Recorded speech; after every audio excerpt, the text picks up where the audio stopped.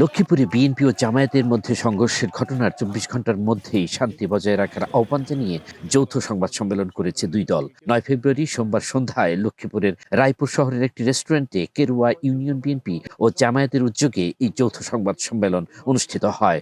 রোববার সন্ধ্যার দিকে উপজেলার কেরুয়া ইউনিয়নের ইসলামগঞ্জ বাজার এলাকায় তুচ্ছ ঘটনাকে কেন্দ্র করে সংঘর্ষের ঘটনা ঘটে। এতে জামায়াতের দুই কর্মী শাকিল ও এমরান আহত হন বলে অভিযোগ ওঠে।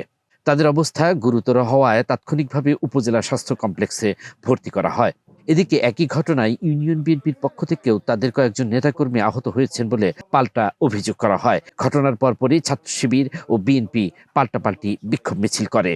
সংবাদ সম্মেলনে উপস্থিত ছিলেন কেরুয়া ইউনিয়ন বিএনপির সভাপতি আবু হাশেম দুলাল মোল্লা, সাধারণ সম্পাদক আলমগীর আলু, কেরুয়া জামায়াতের আমির হাফেজ দেলোয়ার, সেক্রেটারি ইউনুস, জামায়াত নেতা অ্যাডভোকেট সুমন মনির এবং বিএনপি নেতা অ্যাডভোকেট আনোয়ার হোসেন বৃদ্ধা সহ উভয় দলের স্থানীয় নেতাকর্মীরা। আমরা শরণকার ইউনিয়ন বিএনপির পক্ষ থেকে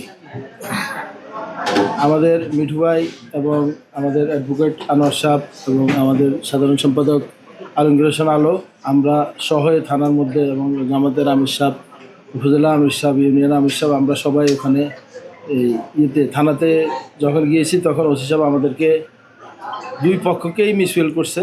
মিসফিল করে উনি আমাদেরকে অনুরোধ করছে যে আগামী 12 তারিখ নির্বাচন পর্যন্ত এবং এরপরেও যেন শরণকার ইউনিয়ন অপ্রীতিকর কোনো ঘটনা না ঘটে সেই জন্য সবাইকে সজাগ থাকার জন্য অনুরোধ করছে। আমরা ওনার এই রিকোয়েস্ট এবং এই ছাড়াও গতকালকের অনাকাঙ্ক্ষিত ঘটনার পরও আমরা বিবৃতি দিয়েছি, আমরা শরণকার ইউনিয়ন বিএনপি কখনোই কোনো অনাকাঙ্ক্ষিত ঘটনার পক্ষে না। আমরা চাই না কোনো অপ্রীতিকর ঘটনা ঘটুক।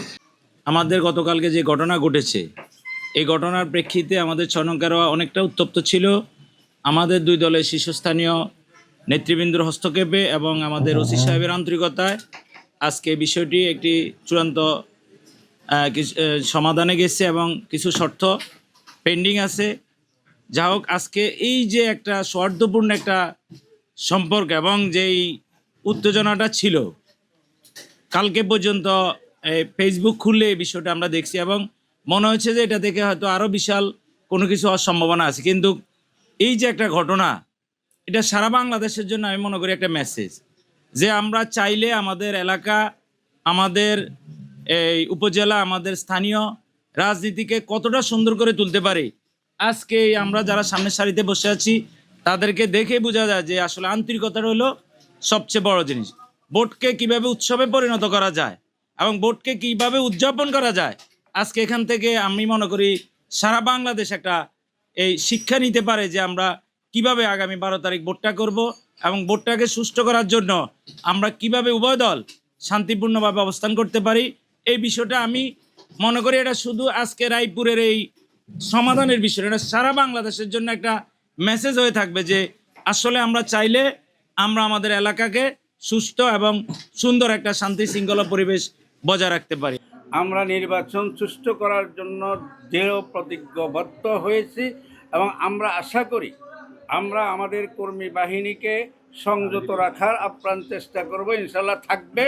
আমরা এই আশাবাদ ব্যক্ত করি এবং আমাদের বিএনপির ভাইরাও আমাদেরকে কথা দিয়েছেন এবং ওখানে কথা দিয়েছেন যে আমরা আমাদের কর্মী বাহিনীকে আমরা সংযত রাখবো এবং রাখার জন্য আপ্রাণ চেষ্টা করব। আমরা আপনাদের সহযোগিতা কামনা করি যেন আসলেই বাস্তবিক একটা সুন্দর, সুশৃঙ্খল এবং উৎসাহ মুখর একটি নির্বাচন আমরা শরণকার ইউনিয়নবাসী উপহার দিতে পারি। তাহলে আমরা কে কার লগে ঝগড়াঝাটি করব এগুলা থেকে আমরা পরিহার করে আমরা আসলে সবাই আত্মীয় স্বজন, আগেও বলছি এখনো বলি, এই ধরনের ঘটনার পুনরাবৃত্তি হবে না এই আশায় আমি ব্যক্ত করতেছি।